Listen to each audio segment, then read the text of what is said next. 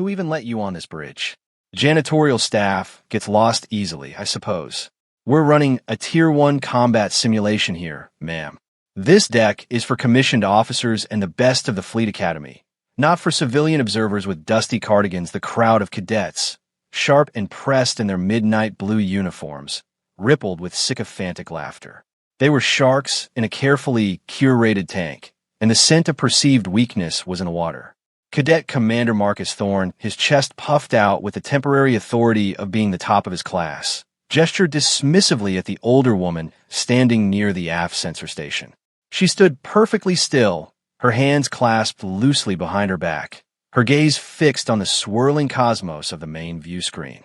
She didn't flinch. She didn't speak. She didn't even seem to register the insult, her calm a smooth, gray stone in the rushing river of their arrogance. But the Academy's commandant, Captain Eva Rostova, watching from the observation deck's darkened glass above, saw the stance. It wasn't the posture of a lost civilian. It was the anchored parade rest of a command officer, a stillness learned over decades of watching star charts and tactical displays, where a single twitch could betray doubt and cost lives. If you believe that true authority is carried in the soul and not on the shoulders, type respect below. The woman, Evelyn Reed, was unassuming to the point of near invisibility. Her hair, a cascade of silver and gray, was tied back in a simple, functional knot. Her clothes were comfortable, practical, and utterly devoid of rank, insignia, or any hint of military affiliation. She wore a simple, dark blue pantsuit and a soft, gray cardigan that seemed more suited to a university library than the bleeding-edge nerve center of the Starfall Academy's flagship simulator, the Crucible. The cadets saw a relic, a piece of forgotten history that had wandered into their future. They saw soft edges and tired eyes, and their youthful, unearned confidence interpreted it as frailty. Thorne, in particular, seemed personally offended by her presence. He was the golden boy, the one destined for a command track, his every move polished for the eventual scrutiny of an admiralty board. Her silent, unimpressed presence was a discordant note in the symphony of his ambition. He strode closer, his polished boots clicking with an aggressive rhythm on the deck plating. The air in the Crucible was thick with the scent of sterilized air, the faint hum of the life support systems, and the low, throbbing energy of the simulation core waiting to be engaged. The main view screen currently showed a placid starfield, the digital rendering so perfect one could almost feel the cold of the void beyond the simulated transparisteel. The other cadets formed a semicircle, their faces a mixture of amusement and cruel anticipation. They were a pack, and Thorne was their alpha. He was testing the boundaries of his power, and this silent, old woman was his chosen target. She seemed to represent everything he disdained: the past, the slow, the analog in a world he was determined to conquer with digital speed and aggressive certainty. He saw her as an anchor to a history he had no interest in learning, a footnote in a textbook he'd already aced the exam on. He wanted to prove his dominance, not just to his peers, but to the very concept of the world that existed before him.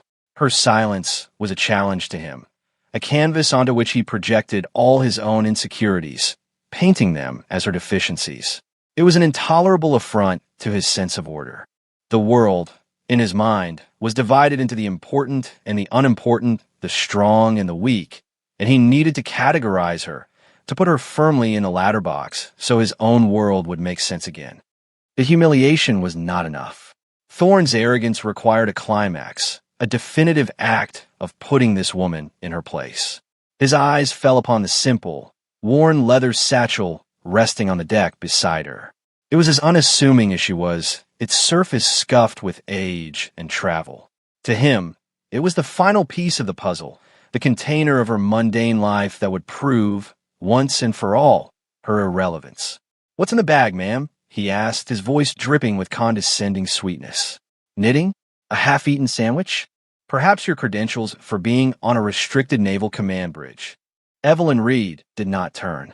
Her eyes remained on the starfield, as if she were charting a course through the nebulae of his immaturity. "That is my personal property, cadet," she said. Her voice was quiet, lower than they expected, and held no trace of fear or anger. It was a simple statement of fact, as unadorned as the rest of her. This infuriated Thorne even more. He wanted a reaction. He wanted pleading, or indignation, or sputtering outrage. Her placid refusal to engage was like punching water. It absorbed his aggression and left him looking foolish, off balance. Under Fleet Regulation 74 Gamma, he spat, inventing a regulation on the spot. All unauthorized personnel on a secure deck are subject to search to ensure operational security. Your presence is unauthorized. Therefore, your bag is subject to search. He didn't wait for a reply. He gestured to two of his cronies, burly cadets from the engineering track. Fenris, Jax, secure the bag. The two cadets hesitated for a fraction of a second. A flicker of doubt, a vestigial whisper of decency. But the pressure of the pack, the fear of being on the outside, was stronger. They moved forward, their movements clumsy with a mixture of bravado and shame. Evelyn finally turned her head, not to look at Thorne, but at the two young men approaching her property. She didn't glare. She simply watched them. Her gaze was not judgmental. It was analytical, like an entomologist studying a curious specimen. It was this look, more than any shout or plea could have, that made them falter.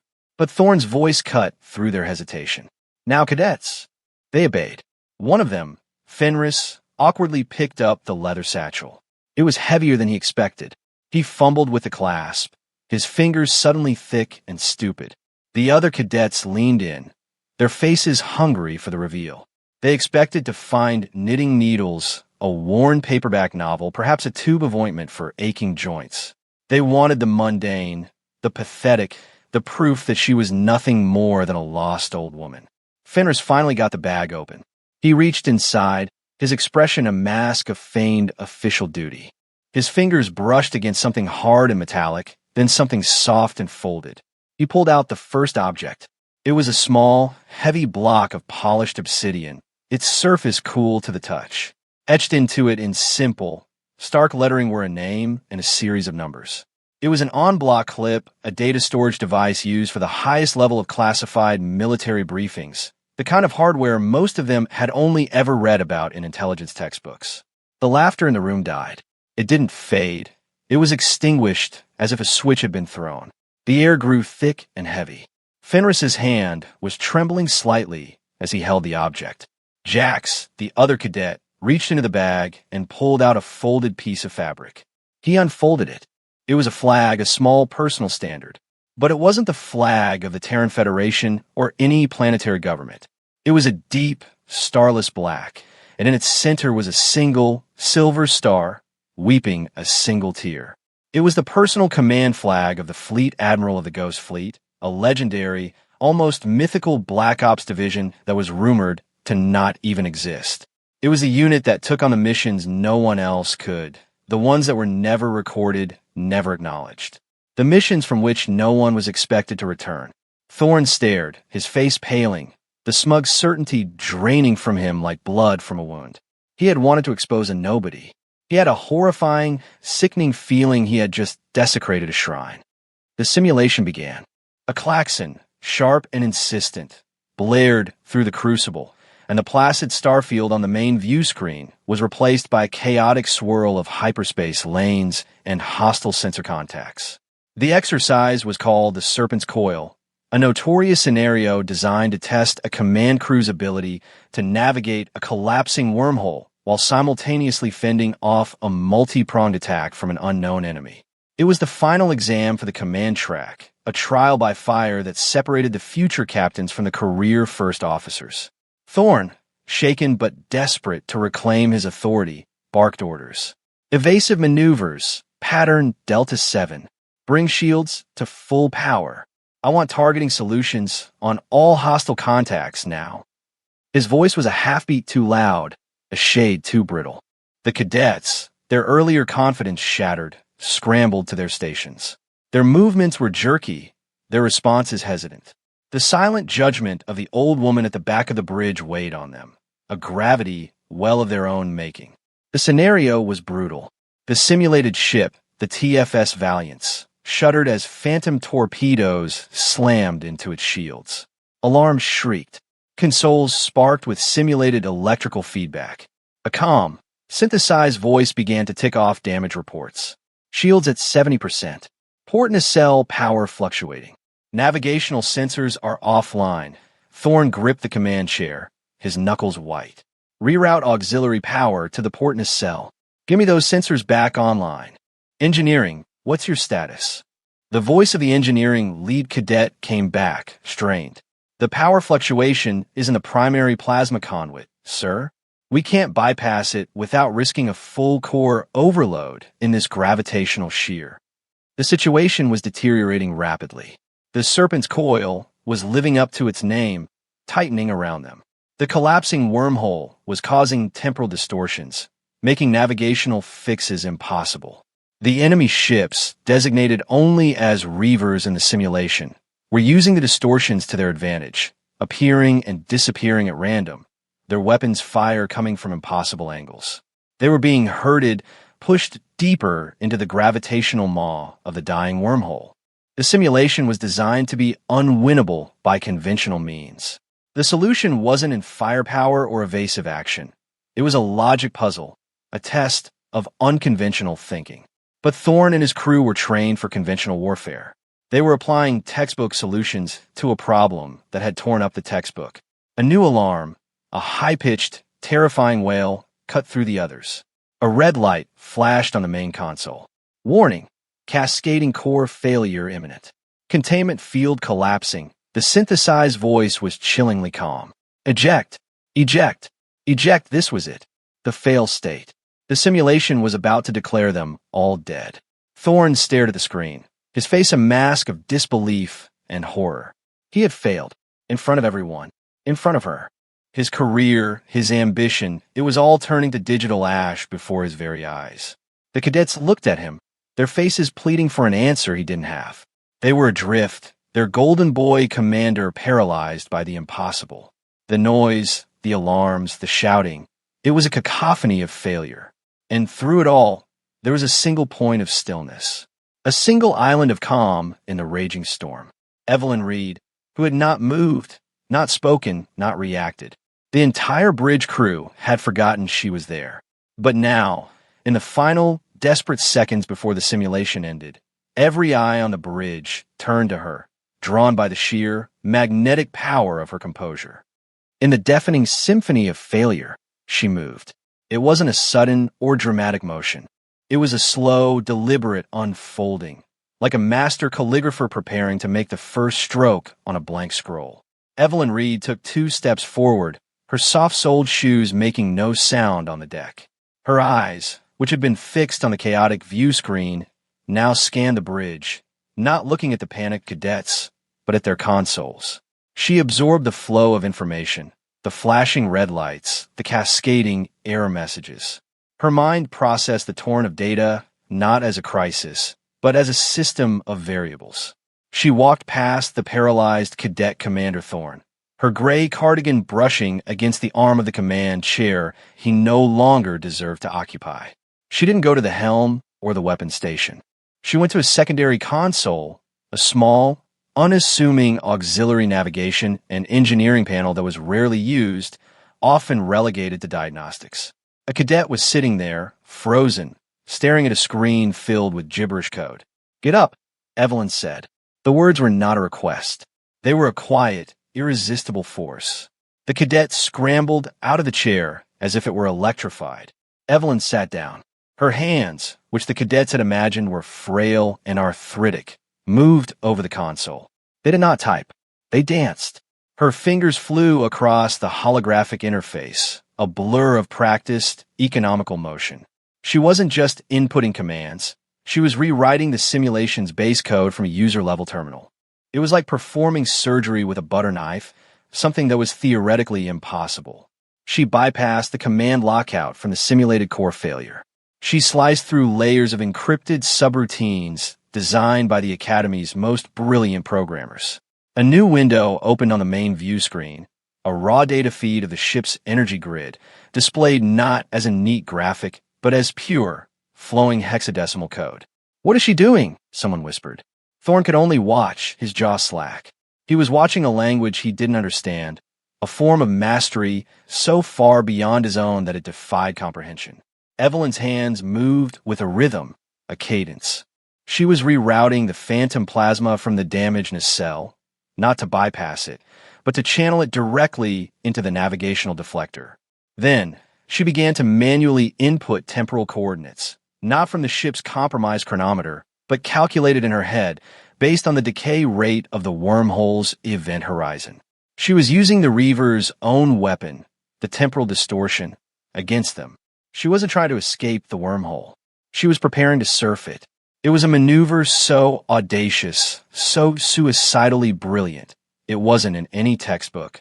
It was a myth, a legend whispered by old fleet veterans after a third glass of Arcturon whiskey. A dead-stick landing for a starship, using a collapsing wormhole as a slingshot.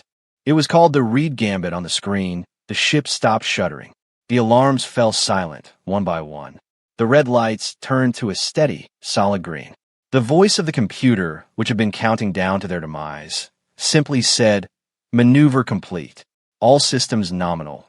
The view screen showed the TFS Valiance gliding smoothly out of the dissipating wormhole, leaving the stunned Reaver ships tumbling helplessly in its wake. Then there was silence. A profound, deafening silence, filled only with the soft hum of the now stable simulation. Every single cadet, from Thorne down to the lowest-ranking ensign, was staring at the back of an old woman in a gray cardigan, their world completely and irrevocably shattered and rebuilt in the space of 30 seconds. The heavy doors to the crucible slid open with a hiss of compressed air, a sound that seemed impossibly loud in the tomb-like silence of the bridge. Captain Eva Rostova stepped onto the deck, her face a thundercloud of command authority. She was the commandant of Starfall Academy, a veteran of the Fenris border wars, and a woman whose displeasure could end a career before it even began. Her sharp, intelligent eyes swept across the scene, taking in the frozen cadets, the shell-shocked expression on her star pupil Thorne's face, and the main view screen, which now displayed a perfect, textbook exit from the Serpent's Coil simulation. Her gaze, however, did not linger on the triumphant result. It was drawn to the small, auxiliary console, where the raw hexadecimal code of the executed maneuver was still displayed. Her expression shifted from anger to something far more complex, a flicker of confusion, then dawning recognition, and finally, a deep and profound sense of awe. She had seen that code before, not in a textbook, not in a tactical manual, but once 20 years ago on the bridge of her own ship during the siege of Cygnus X-1. It was a classified after-action report she was never supposed to have seen, detailing a maneuver that had saved the entire 7th Fleet from annihilation. A maneuver that was officially listed as unattributed, executed by a ship that officially wasn't there a ghost in the machine. Rostova walked slowly across the deck, her boots making soft, deliberate sounds. The cadets parted before her like the Red Sea. She didn't look at them. Her focus was entirely on the woman now slowly rising from the auxiliary chair. Evelyn Reed turned to face her, her expression as calm and unreadable as ever. She gave a small, almost imperceptible nod of acknowledgement, the greeting of one professional to another. Rostova stopped a few feet away. The two women looked at each other, and in that shared gaze, a universe of unspoken history passed between them. Rostova saw past the gray cardigan and the tired lines around the eyes. She saw the ghost of Cygnus X-1. She saw the architect of the victory at Orion's Gate. She saw the silent commander who had held the line at Tartarus. She saw a living legend hiding in plain sight. The Reed Gambit, Rostova whispered, the name of the mythical maneuver barely audible. I never thought I'd see it performed. I never thought I'd see it performed. Again, her voice was filled with a reverence that bordered on worship. She turned to her aide, a young lieutenant who was standing by the door with a datapad. "Lieutenant, bring me the visitor's file. The one for our civilian consultant, Ms. Evelyn Reed. Authorization code, Rostova Omega Zero." The lieutenant's eyes widened. Omega Zero was the commandant's highest personal security clearance. He fumbled with his datapad, his fingers suddenly clumsy. A few frantic taps, a retinal scan, and a file appeared on the screen. He held it out, his hand trembling. "Captain Rostova, took the datapad. She didn't need to read it. She knew what she would find. But the cadets needed to see. The academy needed to learn. Arrogance needed its final, crushing lesson. She turned her back on Evelyn and faced the assembled cadets, her voice now ringing with the cold, hard authority of command. "You stand on the bridge of the most advanced simulator in the fleet," she began, her voice low and dangerous.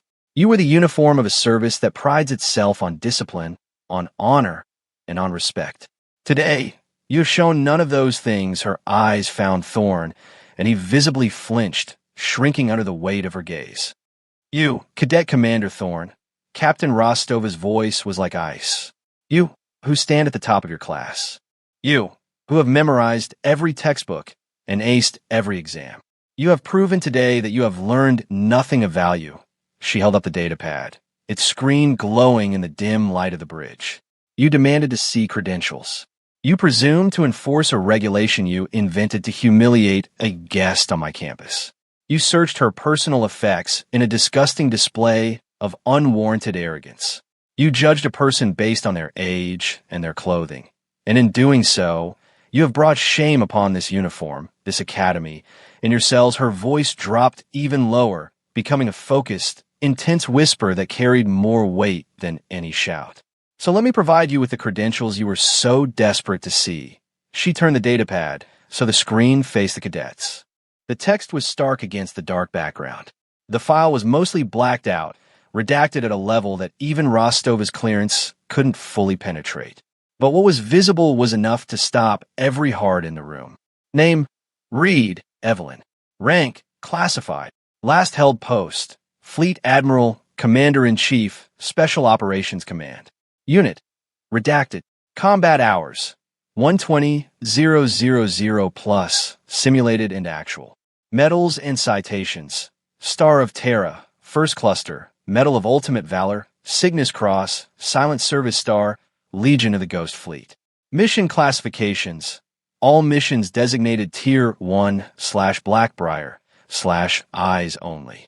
Current status: Active Reserve, Special Consultant to the Admiralty Board. The list went on. It was a litany of heroism, a record of a life lived at the very bleeding edge of galactic history. Every redacted line was a battle they had never heard of, a crisis averted in total secrecy. The Ghost Fleet was real. The legends were true. Thorne's face was ashen. The blood had drained from it completely, leaving a pale, sickly mask of horror. He looked from the datapad to the old woman in the simple cardigan. He hadn't just insulted a civilian. He had publicly humiliated the most decorated and revered military mind of the last century. He had tried to bully a living monument. The weight of his folly was so immense it seemed to physically crush him. He staggered back a step, his breath catching in his throat. Captain Rostova lowered the datapad. She turned to face Evelyn Reed. In a single, fluid motion, she drew herself up to her full height. Her back became a steel rod. Her hand snapped up in a salute so sharp, so precise, it seemed to cut the air. It was not the salute a captain gives a consultant. It was the salute a subordinate officer gives to the highest echelon of command. A gesture of profound, absolute, and unconditional respect. Fleet Admiral Reed. Rostova's voice was crisp, formal, and echoed with decades of military tradition. "My apologies for the conduct of my cadets. It will not happen again. Welcome back to the fleet, ma'am." The words hung in the silent air. Fleet Admiral. The title detonated in the minds of the cadets. The woman they had mocked, the woman whose bag they had rifled through like common thugs, was a fleet admiral. Not a retired one, but an active one. Their commandant's superior officer. A wave of sickening dread and awe washed over them. One by one, their own hands, clumsy and shamed, rose in a ragged, desperate salute. Thorne, last of all, his arm feeling like it was made of lead, raised his hand to his brow, his eyes locked on the floor, unable to meet the gaze of the legend he had tried to break. The story of what happened in the Crucible didn't just spread through Starfall Academy. It detonated. It moved faster than official channels, faster than gossip. It moved with the speed of myth. Within an hour, every cadet, every instructor, Every maintenance worker and janitor from the orbital docks to the subterranean archives knew. They didn't know all the details, the redacted file, the specifics of the Reed Gambit, but they knew the core of it. They knew that a group of arrogant cadets, led by their golden boy, had tried to humiliate an old woman, and that old woman had turned out to be a ghost, a legend, a fleet admiral who had saved the fleet with a flick of her wrist. The narrative took on a life of its own, morphing and growing with each retelling. In the mess halls, they said she hadn't used a console at all, that she had simply placed her hand on the view screen and bent the simulation to her will. In the barracks, late at night, the underclassmen whispered that she wasn't even human, but a living embodiment of the fleet's spirit sent to test the worthy. The auxiliary navigation console, where she had sat, became a hallowed sight. Cadets would walk by it and slow down, touching the cool metal of the chair with a sense of reverence. They started calling it the Admiral's Perch. The simulation, the Serpent's Coil, was immediately retired from the curriculum. Not because it was flawed, but because it was now considered solved. To run it again would be like trying to repaint the Mona Lisa. Its purpose was complete. It had taught its final, most important lesson.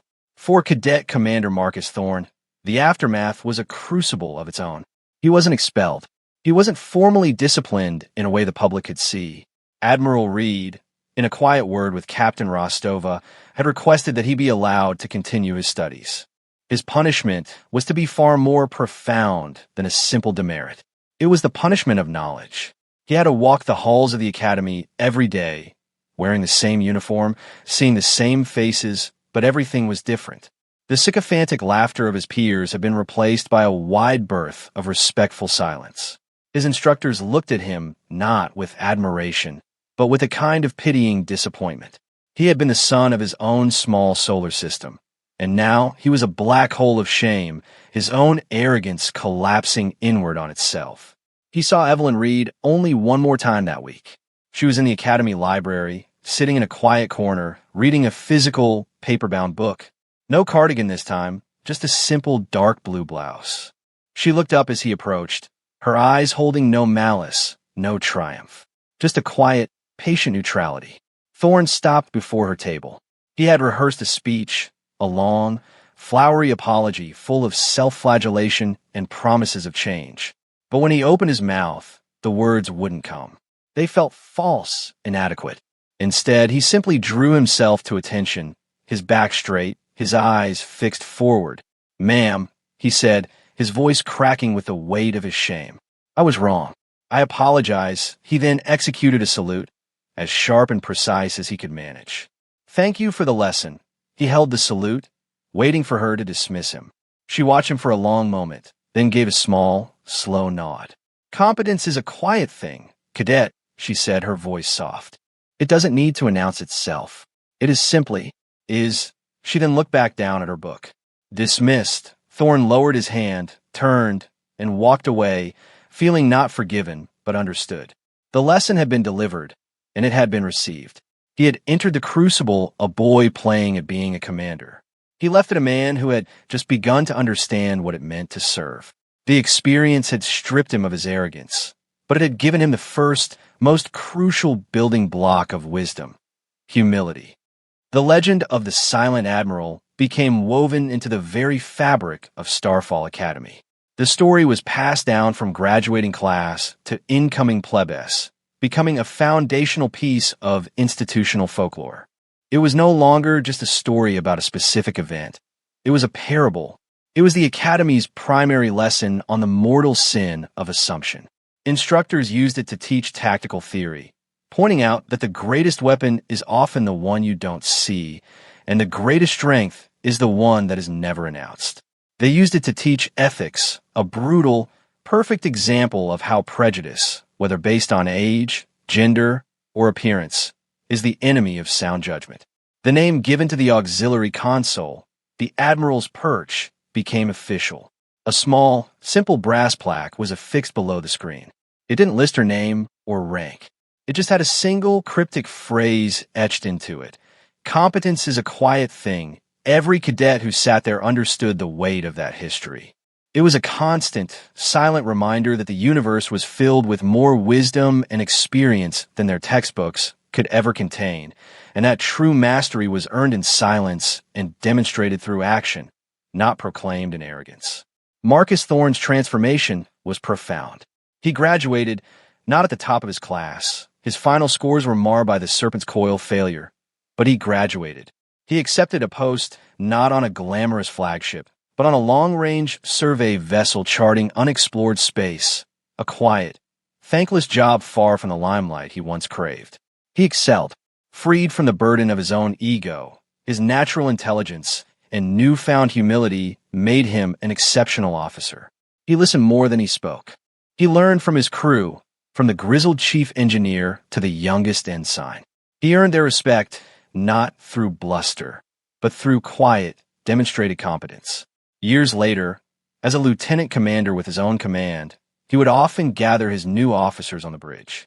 He would tell them a story of a foolish young cadet who thought he knew everything. He would never use his own name, but his senior crew knew. He would tell them about the quiet old woman, the invented regulation, the search of the bag. He would describe the feeling of his world crumbling as he saw the on-block clip and the command flag of the Ghost Fleet. Then he would lean in, his voice dropping to a conspiratorial whisper. Your greatest enemy, he would tell the wide-eyed ensigns, is not the Romulan, the Klingon, or the Reaver. It is the assumption you carry in your own heart. It is the belief that you can judge a person's worth by the cover they wear. I promise you, the day you think you're the smartest person in the room is the day a fleet admiral in a cardigan will prove you a fool. He had taken his greatest shame and forged it into his most powerful teaching tool. He was ensuring that the lesson he had learned in the harshest way possible would be passed on, a legacy of humility born from a moment of profound arrogance. The ripple effects of that single day in the crucible spread out into the fleet, carried by every cadet who had witnessed it, a silent inoculation against the disease of pride. Years passed. The galaxy turned, and the fleet with it. Captain Eva Rostova eventually retired. Her portrait hung in the Academy's Hall of Heroes. Marcus Thorne, the once arrogant cadet, rose steadily through the ranks, his reputation one of quiet effectiveness and profound wisdom. He became known as a commander who valued his crew's expertise above his own authority, a leader who cultivated competence in others. He never saw Evelyn Reed again, but her presence was a constant in his life, a guiding star on his command compass. The story of that day remained, a cornerstone of Starfall's identity. New generations of cadets, born long after the siege of Cygnus X-1, would stand before the brass plaque on the Admiral's perch and hear the tale.